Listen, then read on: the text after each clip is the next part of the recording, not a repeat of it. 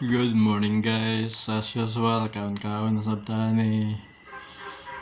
So, mura ni atong daily routine kaon.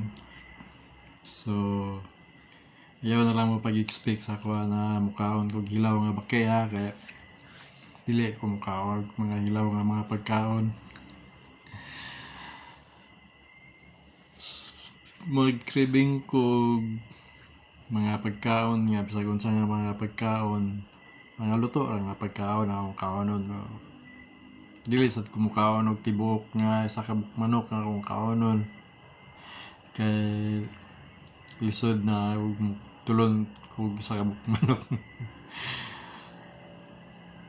So, yun. Mga luto ra nga pagkaon akong kaonon dili ko mukaon og hilaw.